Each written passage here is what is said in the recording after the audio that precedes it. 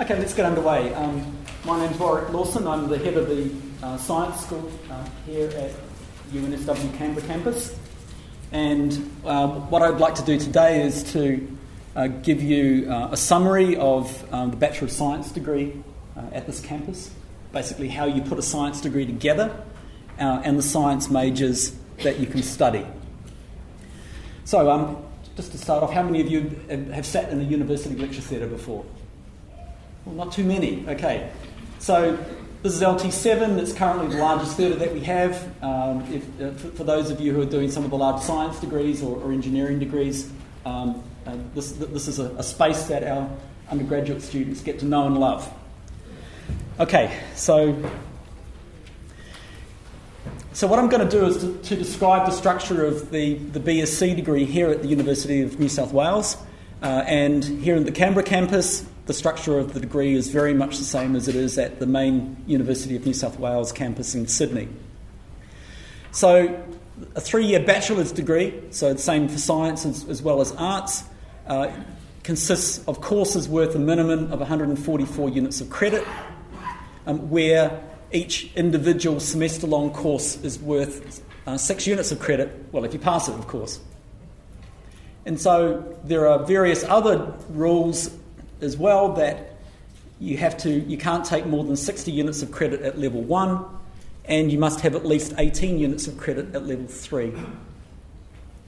And so a major consists of 48 units of credit in a particular subject, plus other prerequisite courses, and I'll discuss what that means later on. And you have to take at least 36 units of credit, so that's 6 courses at upper level, so level 2 and 3. And many of our students do a double major, so that means that they complete at least 18 units of credit in 2 subjects, that double major would consist of 48 units of credit in one subject, 48 units of credit in another, for 96 overall. And to get a science degree, you have to take at least 96 out of the 144 science courses. So to get a Bachelor of Science degree, most of your courses have to be taken in science subjects. Here at ADFA, all science students have to take 12 units of credit of what is called directed studies. So these are courses like military ethics and leadership that are considered to be equivalent to first-year subjects. Now, if you take the 144 units of credit, subtract the 96 science subjects that you need to take, subtract the 12 directed studies that you need to take, there are 36 units of credit left, and you can take those in anything you like. So many of our students that do science majors will pick up some subjects from arts or from the humanities or from engineering. People, there's some room down the front if you want to sit.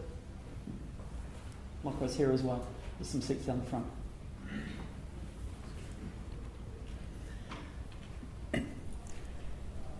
Each semester, students study 4 courses worth 24 units of credit. So this is the standard load. And there normally have to be good reasons why there's any variation from a standard load. And students will study 3 or 4 science courses per semester to make up their science degree. On this campus, we offer majors, science majors in the following areas: aviation, chemistry, computer science, geography, information systems, mathematics, oceanography, operations, research and physics. The School of PEMS is the authority for the BSc degree on this campus, and we offer about 2/3 of those majors, and about the other third are offered by the School of Engineering and Information Technology. So over in Adams Hall at the moment, there are stands from both PEMS and SEET where you can talk to discipline specialists in any of these subject areas if you're interested in doing a major in one of these subjects. And so, as I've mentioned before, some students will choose to do courses from arts or business or engineering to get a bit of extra breadth in their science program. It's common to do that. Okay, so that's what happens at first year. At second year, again, the standard load is 4 courses per semester, so 8 over the year. Most students take their directed study courses at level 2, which leaves 36 units of credit for science courses at level 2. Most of the science and majors are usually prescribed programs. So what that means is if you want to, say, do a major in physics, you do a certain suite of courses throughout the major, and there isn't a lot of, there aren't very many elective courses that you can take.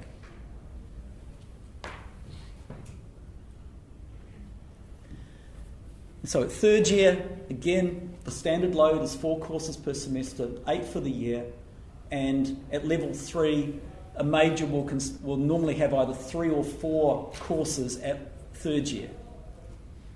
So a typical major will have 2 courses at first year, 2 or 3 at second year, and 3 or 4 at third year. So it's sort of a little bit like an inverted pyramid. You start off doing your foundation studies at level 1, and then you migrate up through the year, and your degree becomes more specialised as you go from level 1, where you take a wide range of courses, level 2, not so many, and level 3, normally only 1 or 2 subjects. The way the University of New South Wales degree rules are set up is that every student can major in 2 subjects, and many of our students do. So, for example, a double major in physics and mathematics is very common. Double major in geography and chemistry is also very common, and we would encourage every student to consider doing a double major. Students who have entry scores of higher than 95 may be invited to join what we call the CDF program. So the CDF is Chief of the Defence Force program, where our academically best students get invited to join a program which is a slightly modified BSc that includes a research component. Now, normally in 3-year degrees, it's all coursework, a lot of theory, perhaps practical laboratory work and field trips, but most students in their first 3 years don't get the opportunity to do research projects with researchers. But our very best students who can maintain an HD average, so that's an 85% average throughout their degree program, are invited to join the CDF program and do work with researchers in research laboratories.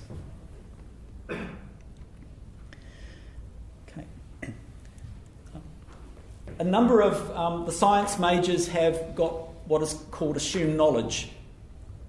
And these are usually high school or college subjects, but sometimes credit from other higher education providers. So as an example, if you want to take level 1 mathematics, physics or oceanography, we assume that you have year 12 mathematics. Now this doesn't mean that you have to have it, but we're going to teach these courses on the assumption that you've got year 12 mathematics or an equivalent qualification. And what I mean by equivalent qualification is that a number of education providers around the country will provide distance or web-based modes of learning where you can bring yourself up to the equivalent of year 12 studies. And even if not explicitly stated, most level 1 science courses will assume that you have the standard year 12 subjects of English and mathematics. So in other words, a fairly high level of both numeracy and literary skills behind you. And again, a lot of our second year subjects assume that you've got certain first year subjects. So in other words, to study level 2 mathematics, you have to have taken level 1 mathematics. The level 2 program is based upon what you learned at level 1.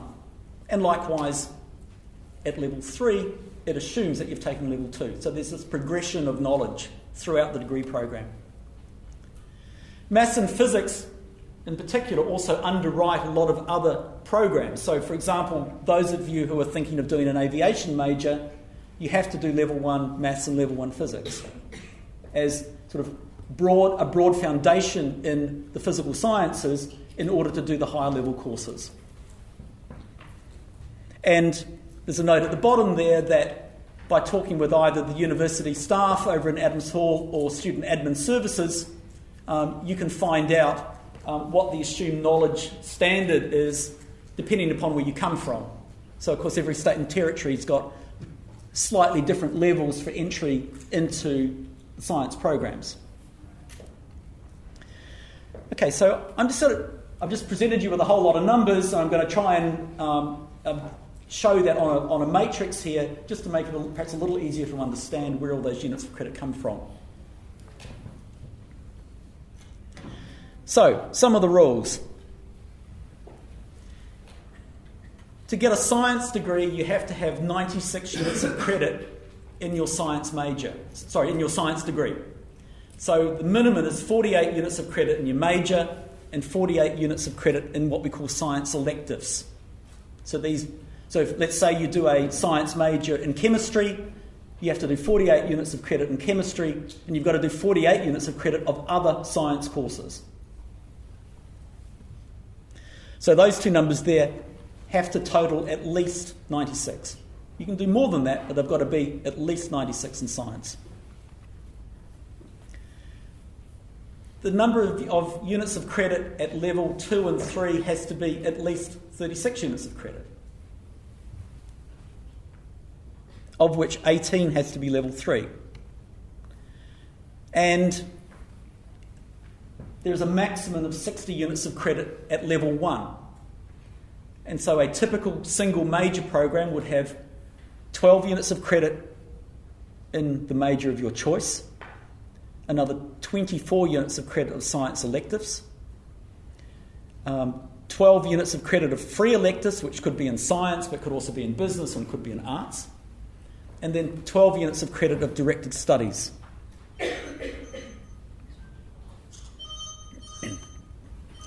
So let's have a look at a double major.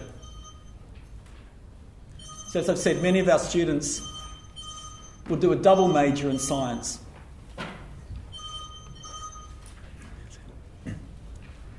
So the only thing I've changed here is the title of the third column. It used to say Science Electives.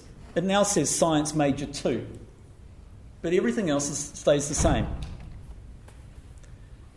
The requirements for each major follow those of a single major. So again, those two numbers have to equal 96. Level 1 again equals 60. And in both options, it all totals up to 144. Okay, so let me tell you a little bit about the science majors in my school. So we offer majors in 5 subject areas. So chemistry, geography, mathematics, oceanography and physics. And topics taught in chemistry include organic chemistry, inorganic chemistry and spectroscopy, biological chemistry, supramolecular chemistry and explosives. Because our majors tend to just have a minimum suite of courses, so we have 48 units of credit in chemistry, if you do a chemistry major, you do all of those subjects. And what I've written down at the bottom of the slide are the sorts of research topics that our CDF students and our postgraduate masters and PhD students will do. So this includes synthesis of molecules, supramolecular structures and materials. So one of the areas of interest in chemistry is designing large molecular cages for drug delivery. So we have our second and third year CDF students involved in research labs doing cutting edge research, and it's good fun. In geography, topics taught include social geography, cultural geography, development geography, environmental change, transport geography, and conservation biogeography.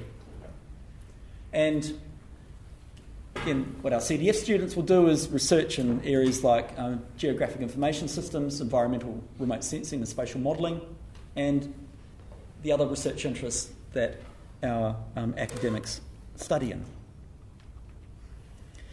Mathematics, DEs, mathematical modelling, mathematical tools, data analysis, research areas in combustion modelling, optics, reactor engineering, ecological systems.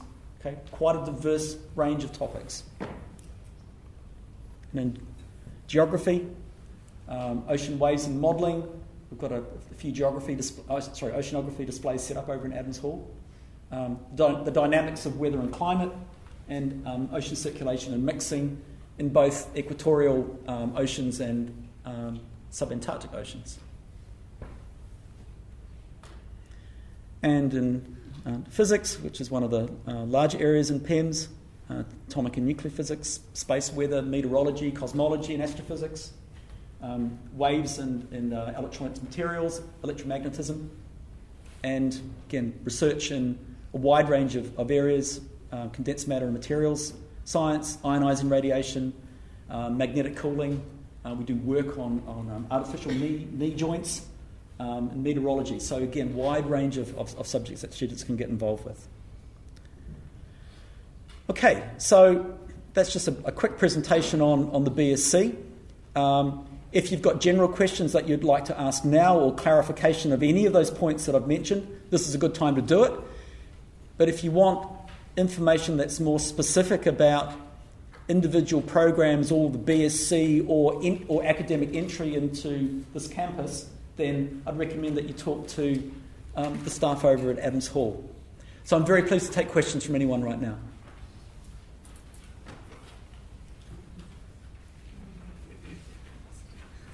What do the science electives include? What a science elective means is, let's say you do a major in chemistry. What the science elective means, courses in physics, mathematics, geography, oceanography, courses that are different science subjects from the major that you've decided to study. So if you do a double major, you might do a double major in chemistry and geography, but there's some units of credit left over that you could take in other science areas. Is there assumed knowledge for the electives or just for the majors? There could be assumed knowledge for the electives as well. So for example, you would not just decide to take a level 2 course in mathematics, right? You have to have done the level 1 mathematics courses. There are some areas, and geography is one, where you do not have to have taken the level 1 courses in order to do the level 2 courses. But in most science areas, you have to have taken the level 1 courses first. Now, what many of our science students will do is they'll take 4 subject areas at first year. So they might do physics, mathematics, chemistry, and oceanography, for example, which means that they can take a wide range of second and third year subjects. Any more questions? Yes, Lou. So at the beginning, when you mentioned that there were subjects offered by the PEMS and also the CET, can you only major in the PEMS options or can you major in CET? No, you can mix them up. So, for example, the aviation major is the upper level courses are CET courses, but aviation major students have to take first year mathematics and physics, which are PEMS courses. So you can mix up courses offered by the two schools because they both teach into the BSc.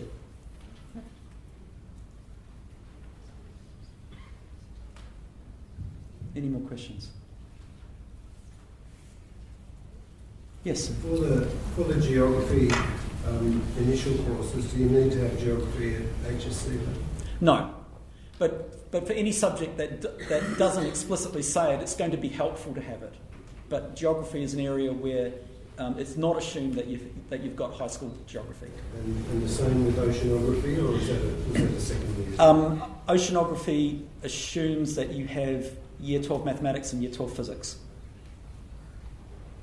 What kind of laboratory equipment do you hold for the sciences, particularly like chemistry and physics?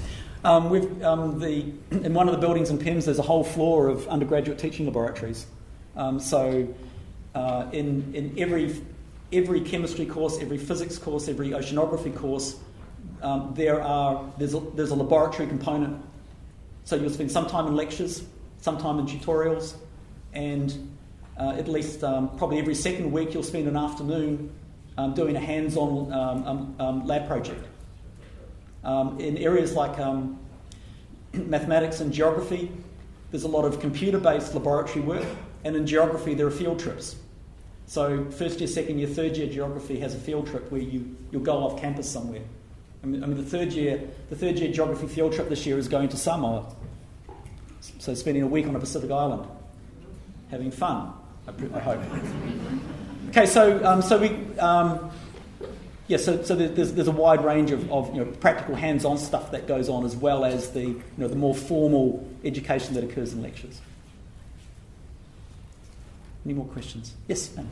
How many contact hours are there in first year for science?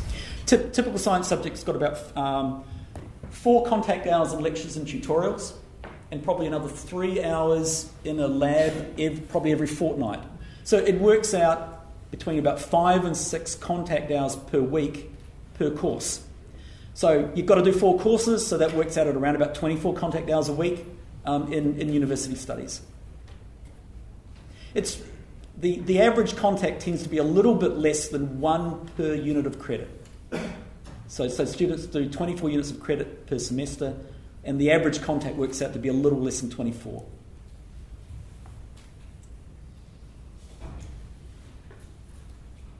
So do you want to know what they do with the rest of their time?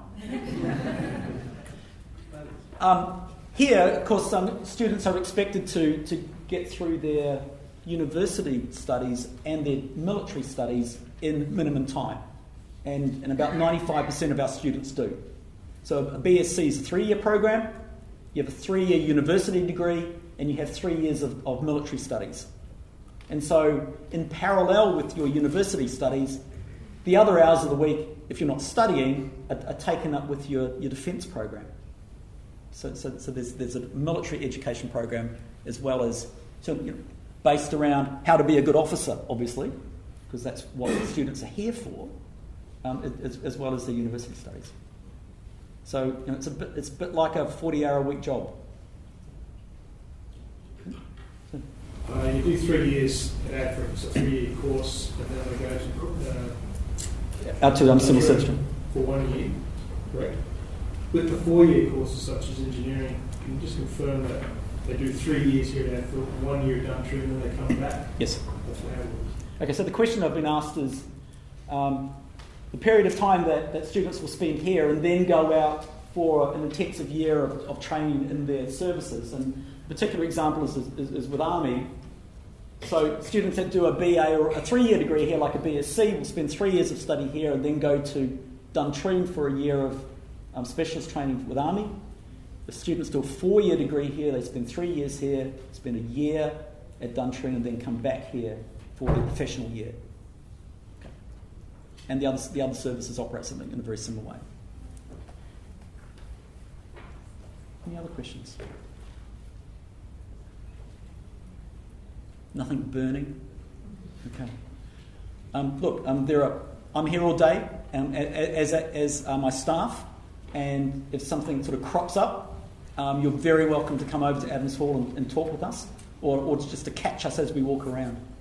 Now, there's another presentation in here in the next hour, and so I've been asked if you would please leave via the side entrance here. So thank you very much for attending, and I've appreciated your attention and also your questions. So thanks for coming along.